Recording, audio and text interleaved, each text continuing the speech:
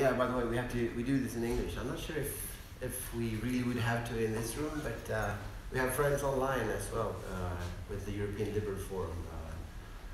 So we do it in English anyways. And the report is in English. Welcome to this event. It's an European Liberal Forum event in collaboration with a think tank called Forus, which I work for, and Robin Vetter, my assistant program head. I'm the head of something called the Digital Society program at Forus, generally in Stockholm, but every once in a while we have this in Forus Syd, as we call it, collaborating with altitude meetings. So my name is Stefan Larsson. I work at Forus, and I'm a researcher and scientist at Lund University. I'm a lawyer, social legal scholar, so sociology of law, how law functions, or more kind of interestingly, not functions sometimes in society. Always studying digital stuff. So I'm co-edited with Jonas Andersson Schwartz over there for this volume, focusing platformization or digital platforms. So not only the big ones we often talk about, like Facebook, Google, and those type of often American platforms. We probably will talk more about the Chinese in a while, but we also talk about kind of the logic of platformization. So utilizing lots of data, automating processes to make them scalable. And from, in this volume, focusing more of the market issues. How is it kind of being developed or reformed, and kind of challenging traditional ways of doing or constructing markets, traditional types of players on the markets. We will be focusing 2 chapters. There are 4 chapters in this one. So Jonas Andersson Schwartz will have 1 chapter he will present, and Joachim Wernberg will be the other chapter to present today. The other 2 chapters are one very much empirical one with data from Airbnb in 4 cities in the world with our Polish research friend Krzysztof Judy. He has studied the relationship between policies in cities, regulatory ideas of how to steer Airbnb, and kind of the outcome empirically. So what happens in London, Paris, Los Angeles, and New York. That's one of the chapters. The 4th chapter is me and Jonas writing about a slightly larger perspective on markets and platforms. That is, we call the platform society. So we try to, critically assess what it means that you use digital solutions, data-driven, for societal tasks that traditionally hasn't been that. So we try to figure out what it means for media, for healthcare, broader issues in a sense, that not necessarily only market related in a sense, but that kind of wider notion of platforms, which is part of a perspective or a work we're doing at Forus, namely a part of digitization that refers to platforms. And we will release a Swedish book in January, which has this kind of very wide scope on the platform society with, I think it's 13 chapters. So keep an eye out for that. But today, I'm gonna hand over to you, Joachim Wernberg, who will describe more on his chapter, after which Jonas will describe more on his chapter. And please take a book with you, or more, if you have friends to show them for. And it will be released online today as well. And as Robin is kind of saying is that you need to sign this little form before you leave, so we actually get the funding for this event too. So please do that. Yeah, Joachim, I think that's your key now. Please welcome Joachim Wernberg, and please describe a little bit more who you are and where you're from. Who I am at 8 o'clock in the morning. Okay. Thank you, Stefan. Good morning, everyone. My name is Joachim Wernberg, and I'm the research director of the Megatrends project at something called the Swedish Entrepreneurship Forum. The Megatrends project is a 4-year project we're doing on megatrends, including globalization, digitalization, urbanization, demographics, and migration. And instead of doing what researchers usually do, that is zooming in on one of these and studying the details, we are trying to study the interactions between them and the outcome in terms of entrepreneurship and economics on a macro scale, basically. So I'm not going to go into depth on my chapter here because I have 10 minutes and that's going to be tricky. But what I've tried to do is I've tried to write a chapter on the combination of platform economies and digitalization and what the interaction between the two means.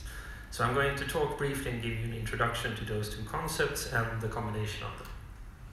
So if we start with platform economies, the thing is, they're not new.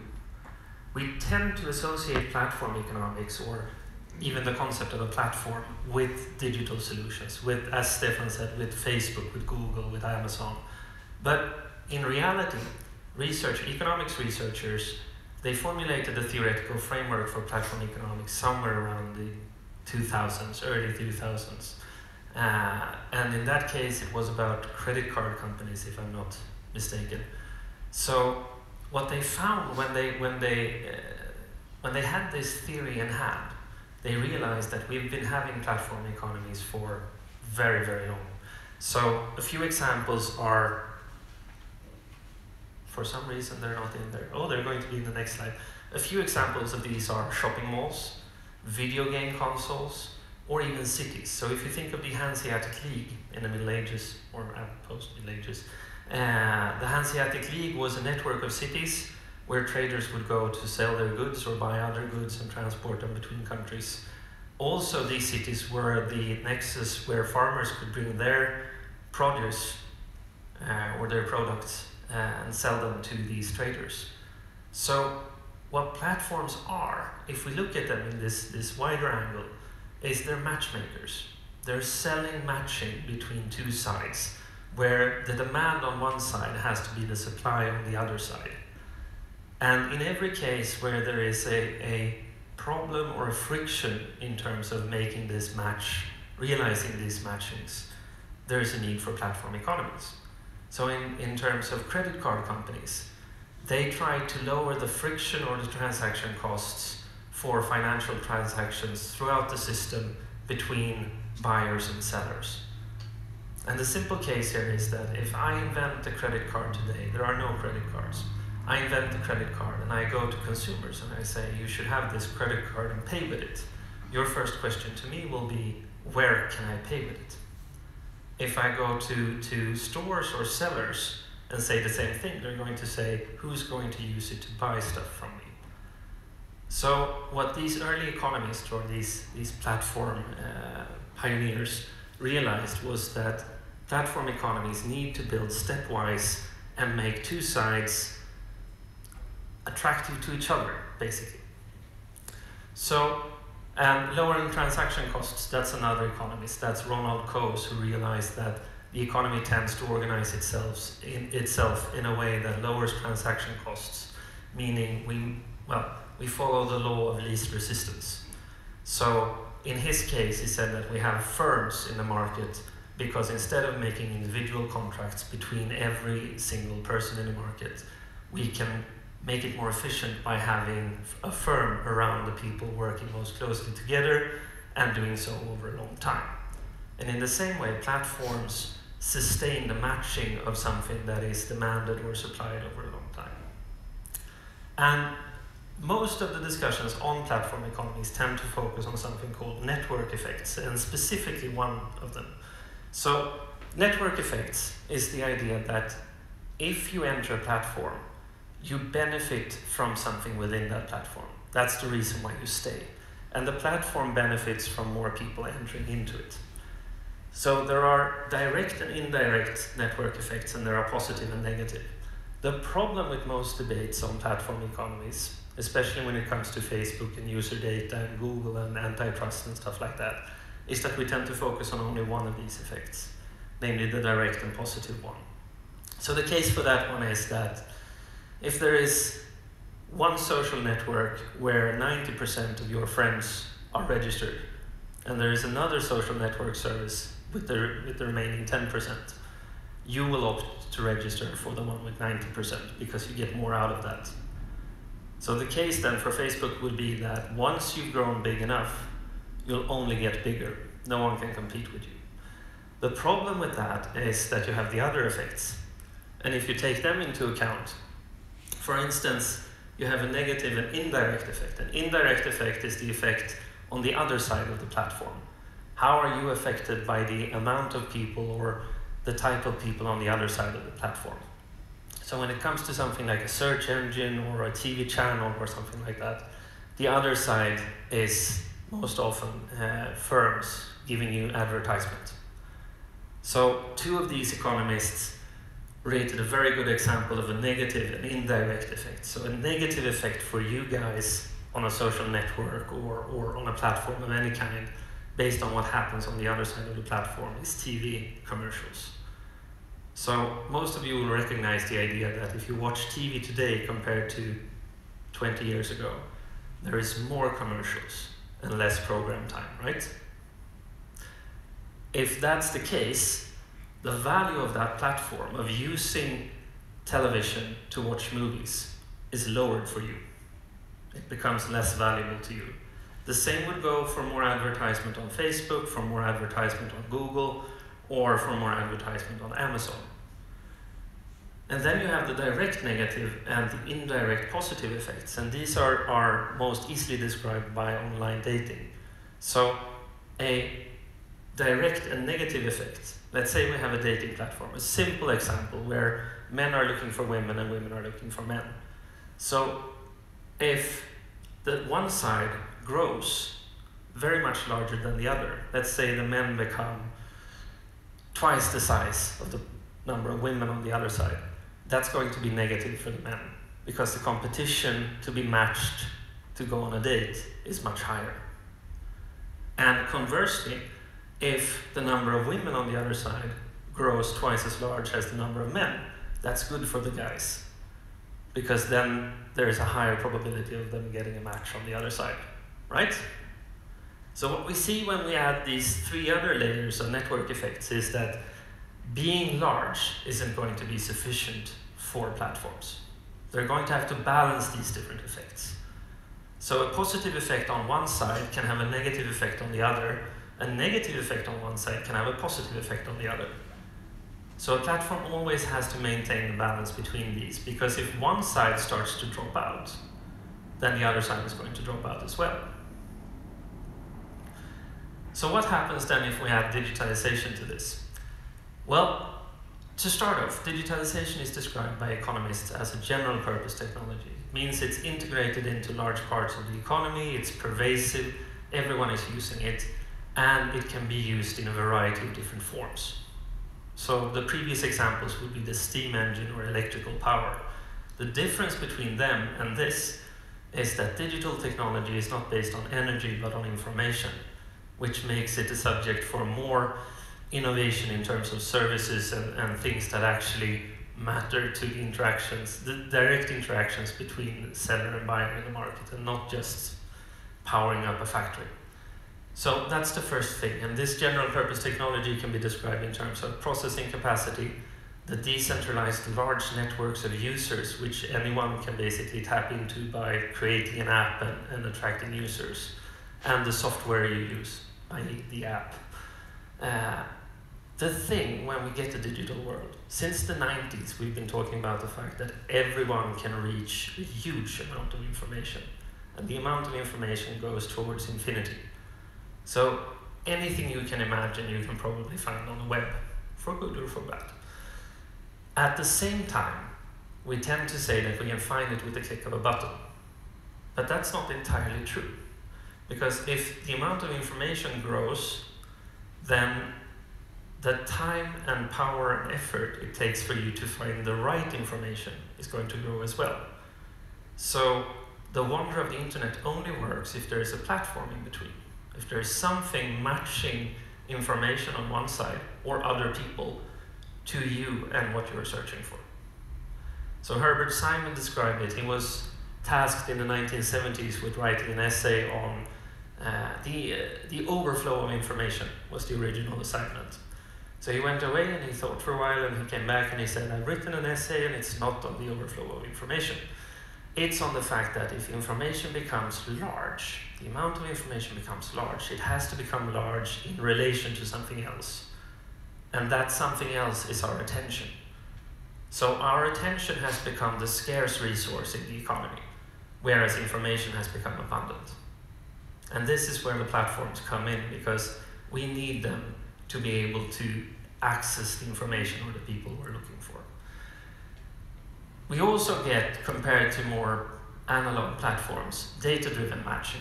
We can collect information on all the users using a platform. We can use that information to match them against what they're looking for. So you get a more personalized or customized service. This is mistakenly often described as platforms selling user data. I will not go into the details, but I've made the case for why a platform could sell the data. But if they do, they bust their own business model. Because that data is the gold mine they rely on to sell advertisement, or to match people on dating sites, or to give you search queries. So all of that information they need to have on their own, and they need to get people to buy advertisements or advertising space so they can use that data, the user data, to get those advertisements out. In most cases, that means that the advertiser does not know exactly who will get the advertisement on a platform. So this is a second layer of the debate on where user data ends up. Another thing that's very important with these new platforms is that the idea that you have these different ends, where the supply on one side is the demand on the other, that's basically the ground for the sharing economy. So what you get is, to describe it in a more, perhaps a bit academic way, is you get the ability to access more resources within the economy more efficiently. So in theory, we could use all of the abundant capacity we have. The time you don't use your car, the time you don't use your summer house, you can rent it out.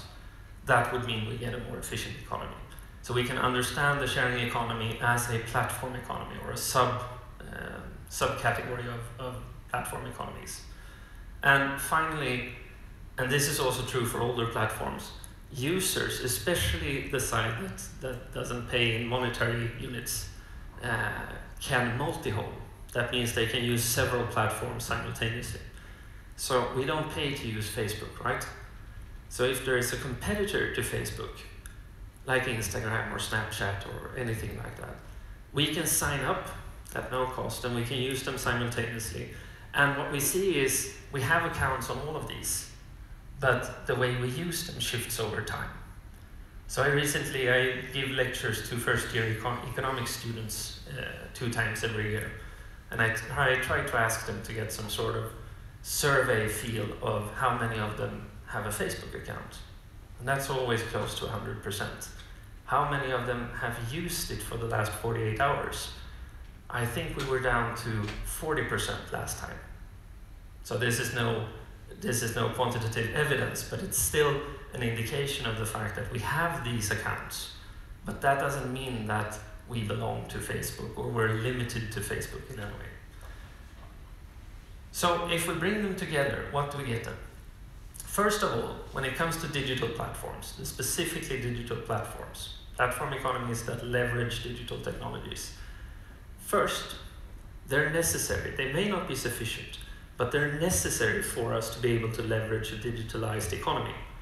So any discussion on regulating or stopping or making sure we don't have American platforms in Europe has to take into account the fact that without platforms, the search costs for information or for being matched to another person is going to go up. So that's the first thing.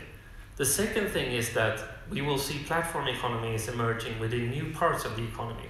And that's because technology allows us to collect this data, to make more efficient matching, and to introduce the business model of platform economies into new ways.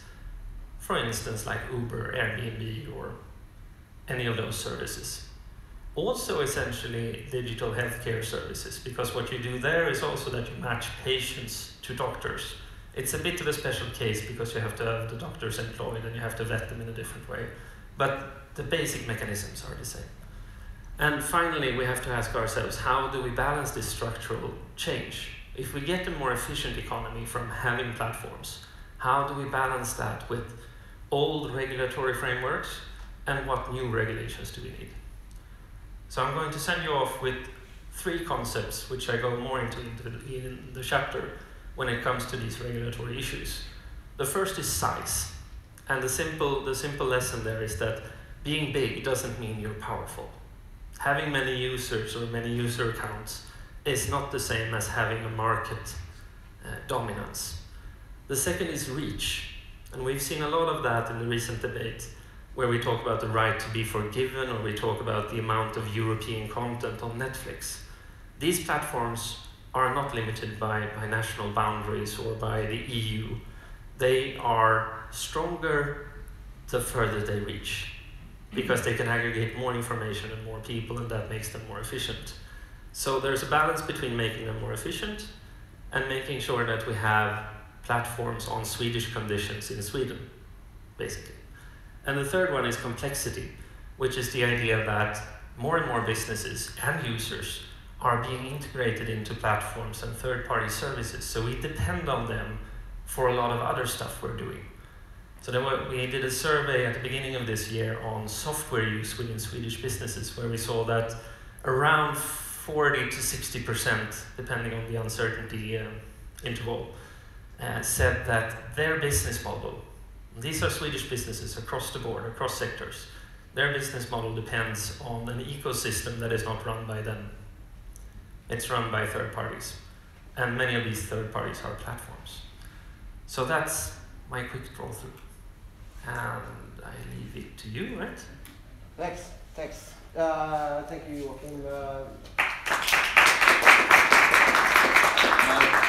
Can you hear me? We switch over to Jonas. And this was kind of the economic perspective in a sense. I mean, the market economy perspective on platforms. Now we switch over to a more policy-related. Yeah, so thanks. Legal. I will talk about the more regulatory and legal aspects. Can you hear me, Ovo? Yes. Yeah, perfect. Yeah, thanks Joachim for this overview of the kind of structural components of platforms that are really important to keep in mind.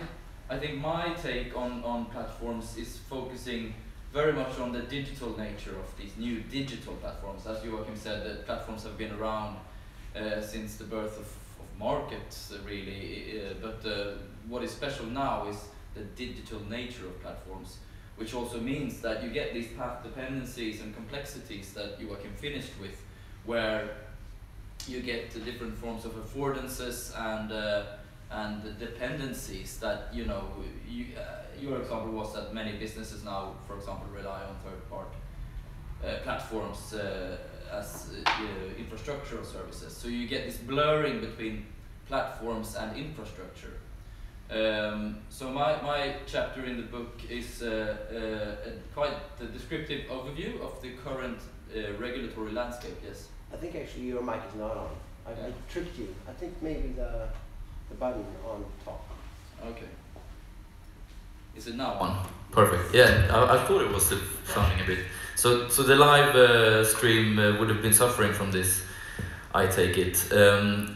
Okay, to wrap it up, I focus on the digital nature and of platforms and the complexities arising with, for example, path dependencies and lock-in effects that you get, and also the kind of synergies that we see now that these very, very big platform actors are able to make. Let's say if you are the market leader in one sector, you could quite easily see how the data generated in that sector becomes an asset to use also in other sectors. If you are market leader in maps and geopositioning, real-time geopositioning through smartphones, that lends itself to you possibly being able to use that delivering transport services, for example, or traffic data and so on. So there are huge debates going on right now in the US and in the EU. I think in Sweden we see this funny situation where we have a very strong tech sector in Sweden, but very little debate on the societal effects and the regulatory challenges. It's a weird kind of paradox, I think, in Sweden right now. And our book, the Swedish language one that comes out later this winter, and also this English language one, they're intended to kind of ameliorate this situation. So me and Stefan also look in the final chapter. We do the more kind of a summary of the things that are at stake. But okay, my more descriptive overview, and by the way, I'm a media and communication scholar, so I tend to take I'm kind of steeped in this more critical tradition, so I tend to look at the potential problems and challenges. However, I would be the first one to say that I thoroughly embrace all these potentials and fantastic abilities of platforms, and we're not against platforms per se, but rather the problematic aspects you get when especially you see market dominance, which I see from a liberal perspective is problematic. We don't like monopolies, right? It's not particularly efficient either from a purely kind of market efficiency perspective. So, my 3 case studies, I'll try to be brief here now. I only have 1 slide, so I'll try to talk freely from these slides. I'm looking at the problems of estimating market dominance here. Because in the current kind of US tradition of estimating market power, the key indicator is price, consumer welfare or consumer pricing, which we all know goes down very much in the platform models because they rely on one side of the market essentially being offered the product for free or the services for free, i.e. the users. Whereas the ones who pay are normally, well, in the case of advertising, the advertisers or retailers who pay a premium, for example, to be on Amazon Marketplace or the Apple App Store and so on. So a really interesting problematic arises, and I think if you look at current policies from the US Supreme Court and recent cases, we all know now that the US Supreme Court currently has a more kind of conservative bias. Under Trump especially, this bias has been entrenched now with new judges. And recently there was a ruling on the American Express, a case that has been running throughout the last decade now. In 2010, basically the US federal government sued American Express, MasterCard and Visa for kind of unreasonably high costs to retailers. You know, the shop owners pay these card companies to a fee every time someone pays with cards. So MasterCard and Visa kind of gave up and settled out of court, but Amex continued to drag this into court and ramp up the legal fight. And finally then there was a final ruling now in the US Supreme Court saying that, well, because Amex essentially is a platform and is a multi-sided market, they serve not only the retailers who pay to use the Amex payment system, but they also serve their card-holding customers. And the Amex claimed that the customers are actually not harmed by this. Even on the contrary, customers get quite a lot of benefits out of having American Express if you're an American Express holder. So this kind of has repercussions, legal scholars would argue, and economists as well, because this could quite easily be transferred to other platform model businesses, where you're as a business you have to prove dual harm to both sides to both the markets that you're balancing, not only one side of the market, which is also a quite novel thing if you look at American antitrust law in a long historical perspective, because normally antitrust regulation could step down, only deeming that one side of the market is clearly harmed in some way or another. But now, the bars are kind of raised for antitrust behavior. So a lot of things that would have easily passed as antitrust or anti-competitive behavior, let's say 50 years ago, now seems to be going on unregulated in America at least.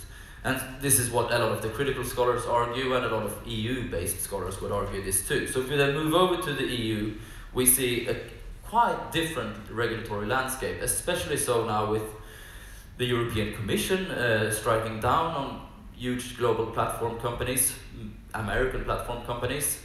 Some would say that there is a geopolitical aspect to this, because if you look at the empirical data, very few platform companies are actually born and run in Europe. Europe is mainly, if you take a global perspective, a user of platforms. We are very avid users of platforms here. We're very far ahead in the digital race comparatively in the world, a lot of the European countries, Sweden especially. But very few platform companies actually have European origin. One estimate a couple of years ago says that only around 4% of the global platform economy is European in origin. And the main platform companies, as we all know, are of course American and Chinese these days.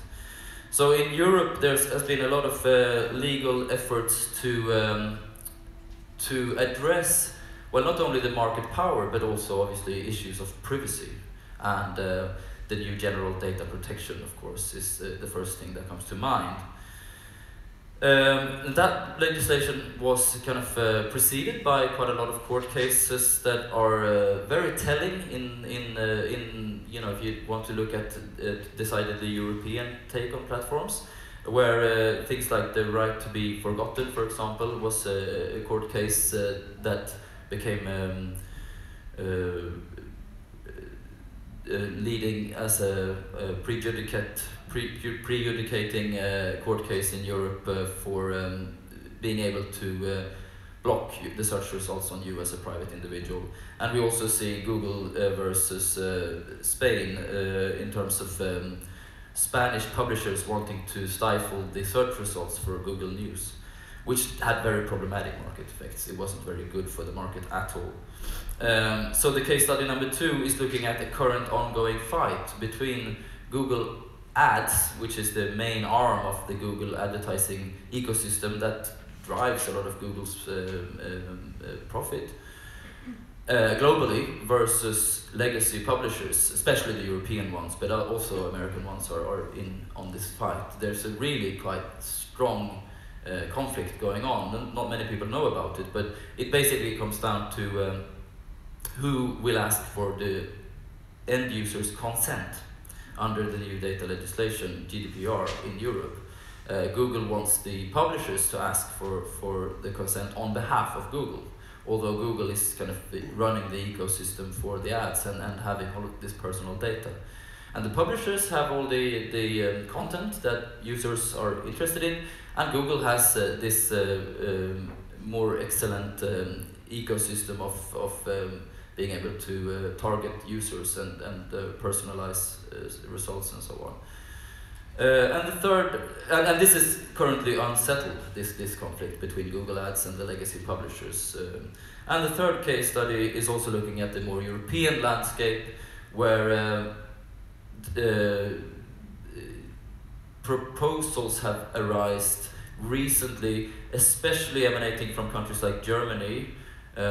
France, Belgium, Spain are also kind of quite similar in their approaches, but Germany in particular has decided domestically on very, very tough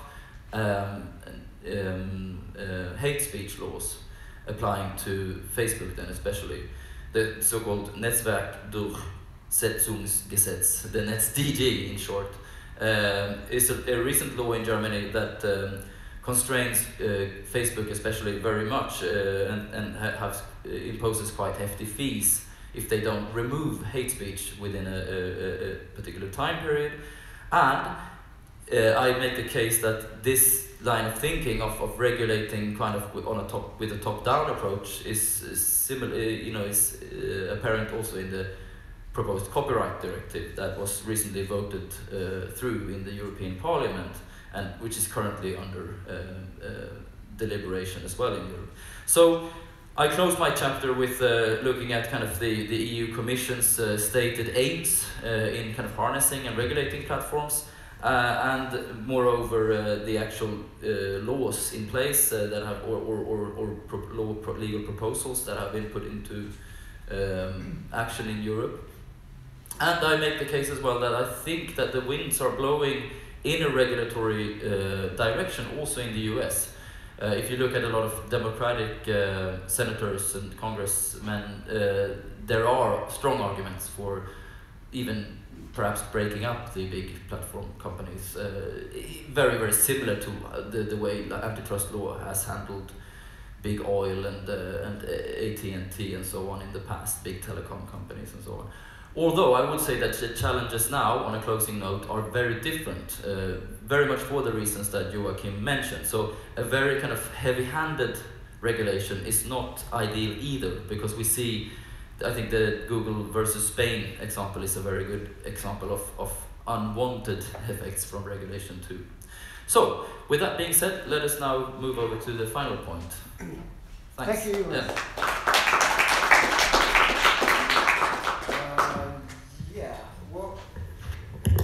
I love those cases. For the final kind of session, and we will be open for questions in a bit, but first I've invited Anna Maria Duciak-Segersten. Will you make that microphone to work? Let's see. Does it work? No? Yes? There's a button on top, maybe. I did turn it on. It's the button green. is green. But That's a good sign. but that's where it stops. And in brief, Hello. Anna Maria is a political scientist with the focus on European studies. I wanted to have someone who didn't write, the report to kind of comment on what's written and what's specifically today your chapter. So I'm just handing over for Anna Maria to kind of. Thank you very much. Does it work now? Yes. Yes, perfect. Thank you. I don't have a PowerPoint presentation, so you will just have to focus on what I have to say. Hopefully interesting enough. So again, I'm very, very privileged, first of all, to be here in your company, and then to have had the privilege of reading even an advanced copy of these texts, which I very much enjoyed. My plan is to present a couple of thoughts that were provoked by me reading and then listening to the two very interesting presentations, and then ask the presenters some questions, and then maybe stimulate you to come up with your own questions to them or to me or to each other. So again, I really found these thoughts to be very interesting and new to me, as I'm a political scientist, in particular one that does political communication.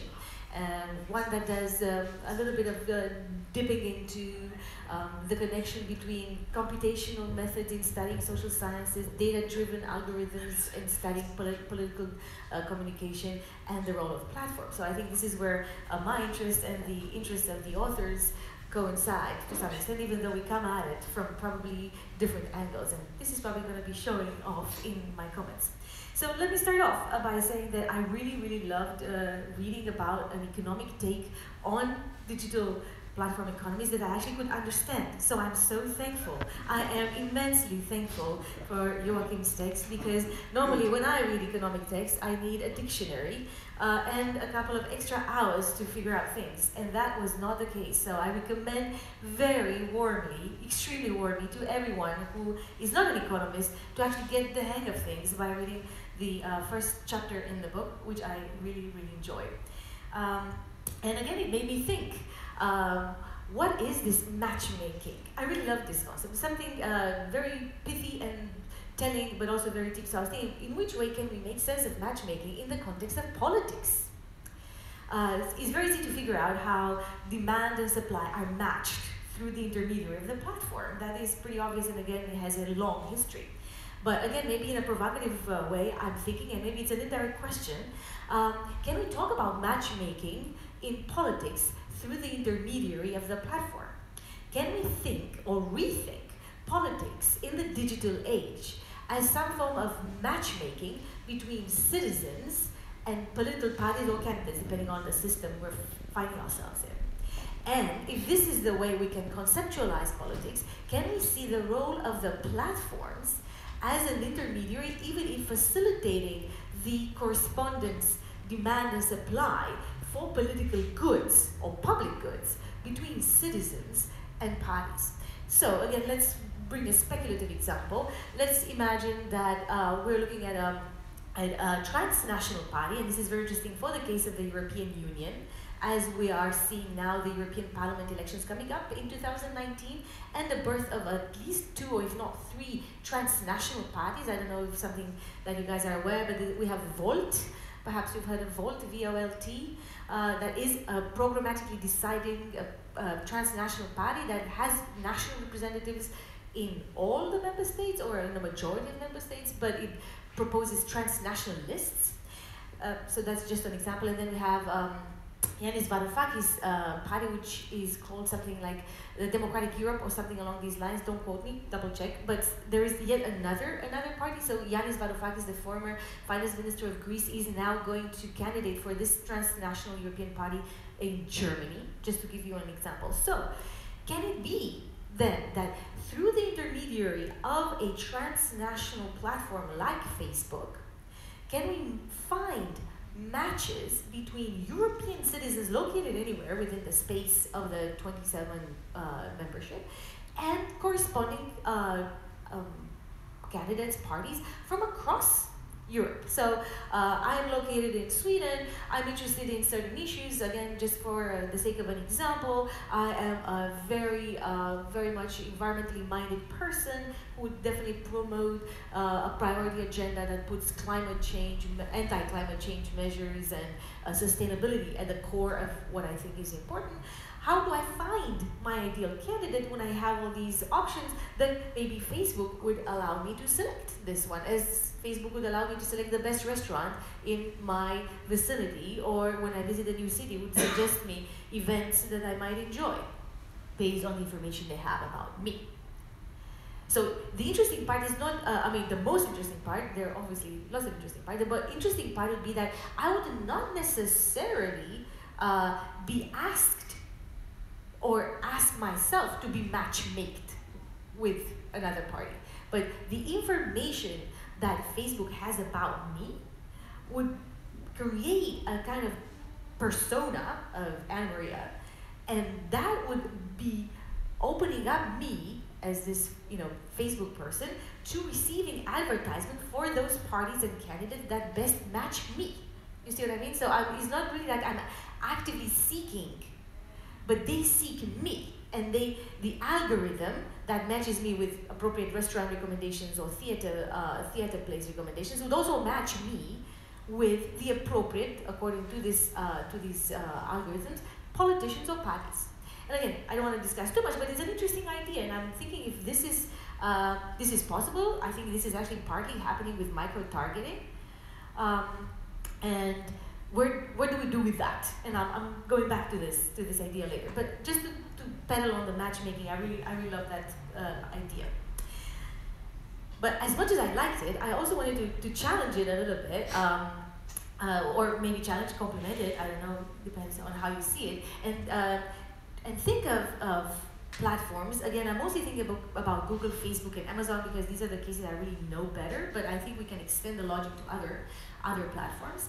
To think of these as gigantic advertising agencies, like their income, and again, this is coming not from an economist, so please take this with a grain of salt, but their income would be generated not by providing these algorithms that are very, very fine-tuned, but by indirectly selling the potential to find these matches, this expectation that if you advertise on Facebook, you will find the right target group for your product, better than if you just carpet bomb on national television, let's say. And of course, micro-targeting is not new, like in any other industry. It's like an adaptation for the digital age. And this is where again the algorithm and the data part comes into it, and I'll get back to it. But this idea, like maybe thinking of Facebook and Google as originally designed as matchmaking platforms, but now acting more like advertising agencies, gigantic advertising agencies. As I'm sure this public knows very well, I think it was last year, The Economist has had its last year, like the year in review covers with the title or the main article titled "Data is the New Oil." That's what makes the economy go round. And if data is the new oil, then Facebook, Google, Amazon, etc. are the new cartel of oil owners, the ones who really exploit this resource to the max, and everyone else is kind of left out. And what does that do to competition? We already kind of touched upon, but it's an interesting thought about advertising versus matchmaking. Again, I don't want to talk too much because I am very excited, so I can definitely spend a lot of time talking about these things. So I'm going to move on, leaving some of these questions open up for discussions. And moving to this idea of platformization and the responsibility for content. I think it's a very interesting thing, and I think Jonas already talked a little bit about that. And again, maybe I'm mostly thinking about you, so take this as a comment with a question inside. And it's a question for everyone, really. Who is responsible for the content that is being produced on these platforms? We're going back to, again, something that Stefan has been very much familiar with, to say the early file sharing platforms. I don't know if you remember Napster, something like that, many years back. I don't necessarily remember it, but I remember thinking about who was responsible and why would they be put on trial. Napster was shut down, Pirate Bay was shut down, because even though they argued they're only platforms that matchmake users, basically, user to user, right? They were still held to be responsible for the content that these users were posting on that platform. So indirectly, we have a legal precedence, again, not being a legal scholar, please excuse my innocence maybe in this matter, but we have, at least in my eyes, a legal precedence which would say if Napster and Pirate Bay were shut down because the users posted illegal content, maybe even now we have platforms that should be responsible for the content that users they don't know post up there. And we think about YouTube, which is obviously owned by Google, we think about Instagram, which is owned by Facebook and all that stuff. Who has the responsibility, legal responsibility, but also I think in the eyes of the public some form of moral responsibility for the things that are being put on there. And that opens up obviously a huge can of worms because we don't want to err on the side of censorship, and we don't want to have too much control, and we don't want to have some form of normative bias in what type of content is there. Maybe our ideology doesn't agree with the very conservative views, but that doesn't necessarily mean that conservative views should not be present. So who is the watchdog? Who is the watchdog? If we find that platforms at least share responsibility for the content that is being published on their digital arenas, who is responsible and who is the watchdog? Who monitors this? Shall we trust them to self-monitor? And what guarantees do we have if they say so? And if we don't trust them, as citizens don't trust them, who should be in charge? States? Well, again, I don't know. It's an open question, and again, I'm curious for comments. Shall we delegate this to third parties like civil society actors? Like professional, if you want, watchdoggers. I don't know how the term would go. So that is an interesting question, and at the moment we don't have an answer. We have a lot of discussions. It's true that the German regulation basically holds the platform responsible, but how the platforms choose to identify hate speech in order to be removed, it's an interesting question. To my knowledge, this is something that they delegate to third parties. And again, I'm sure you know much more about this, Jonas, so I'm looking forward to your comments on this. And again, I'm going to cover two more points, and that's it. Hopefully I'm not taking too much time. One is the question of trust. And I think that Joachim brings the question of trust, if I'm not mistaken. We need to trust these platforms in order to give them our data. And again, is also not only the platforms, but also not only trust the platforms, but trust the quality of their matchmaking. So if I take an Uber ride, I must trust that the driver who will take me from A to B is not gonna, rip me apart and hang me upside down. I have to trust this person. And indirectly, I don't know anything about this person. I only trust Uber, the platform, who says, this is a trustworthy individual. They're not going to do you any harm. They're here to provide you the free ride, the ride you wanna take, and it's gonna be a very advantageous price for you. So this question of trust, I think, is very important, and I think it has to do with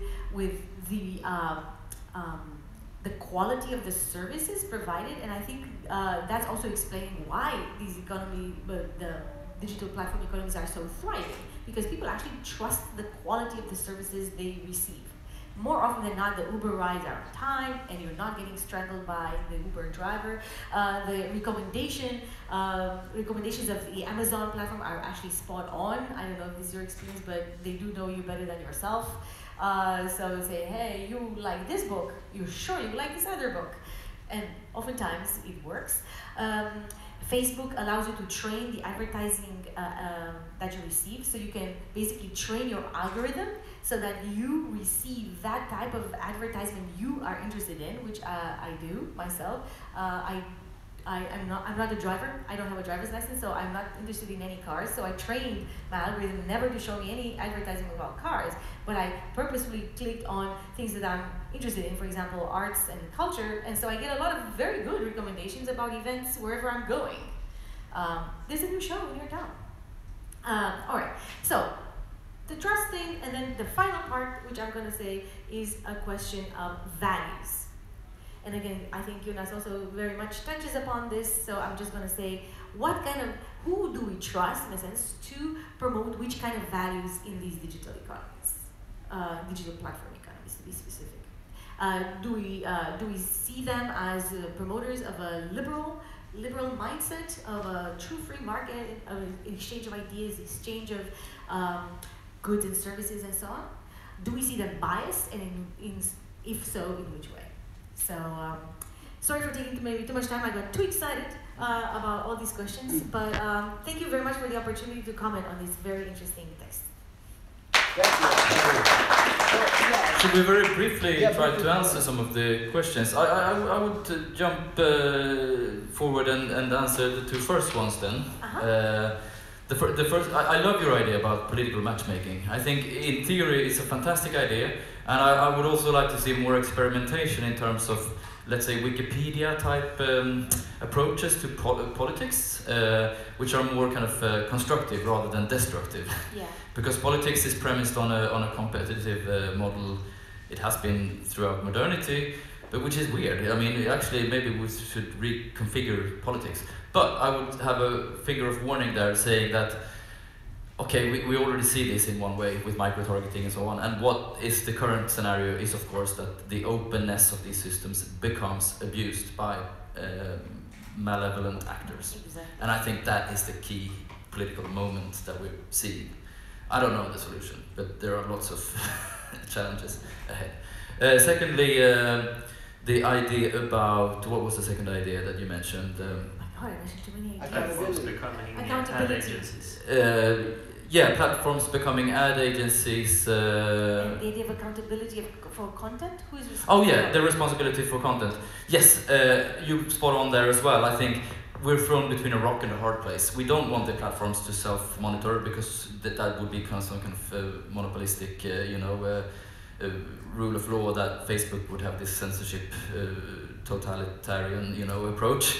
And we don't want the states to have the same totalitarian approach either.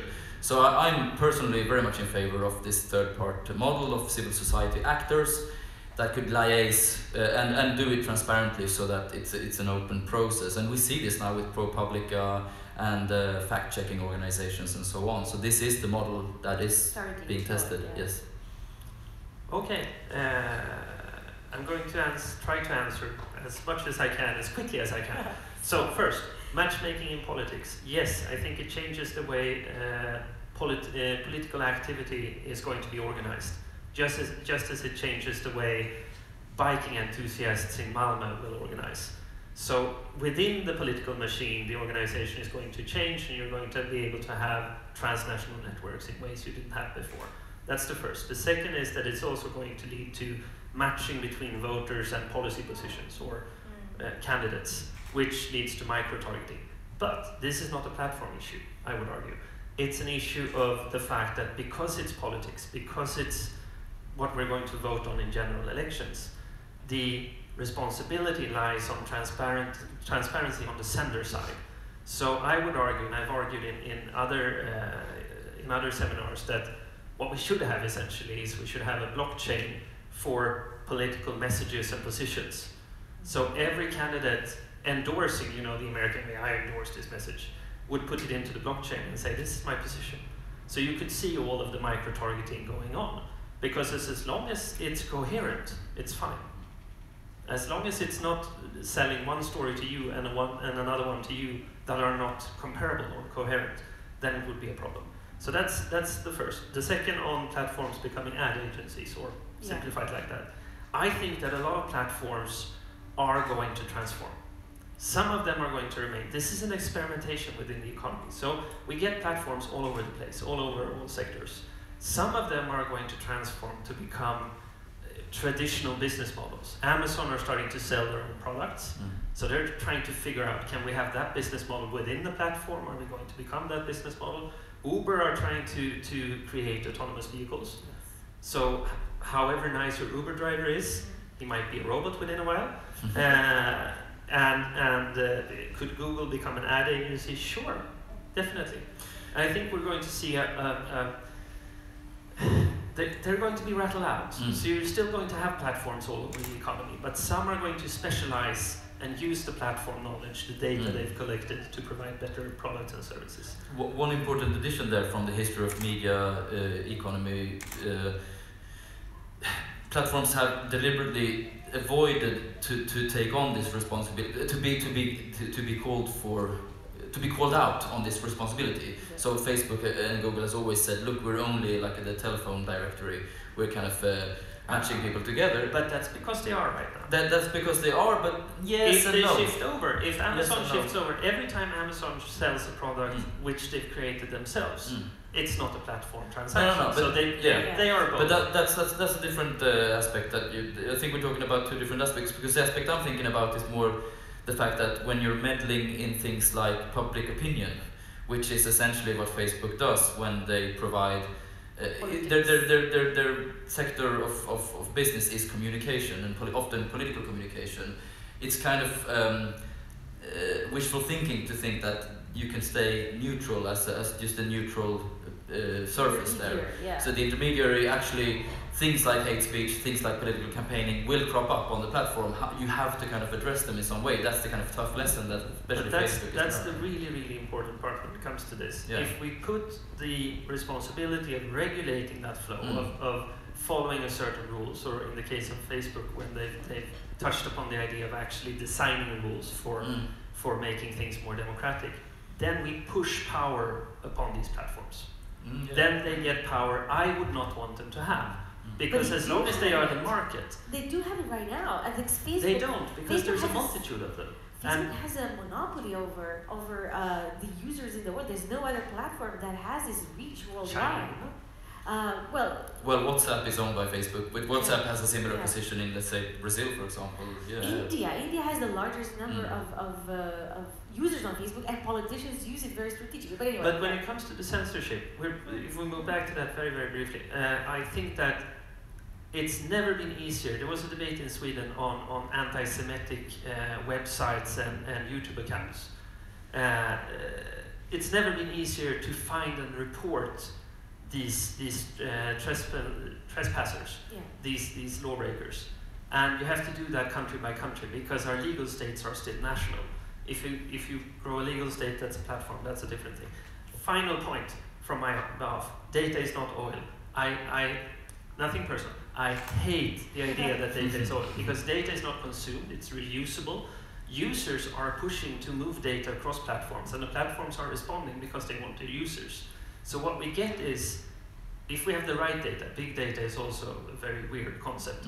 If we have the right data, data is a fuel that's never used up, because you can train machine learning, AI, business models, whatever you have, on the same data as many times as you want. So data is not all. That's my... But data is valuable, though. That's for sure. And the debate will continue. There's some questions still to be answered in this. But that's because no one has an answer in the world right now of these things. So it is an ongoing debate. So just thank you, Joachim, and Jonas Andersson-Schwarz and Anna-Maria Duschek. Thank you. Thank you. Please grab a book, sign the paper, have a breakfast smoothie, and we can continue chatting now.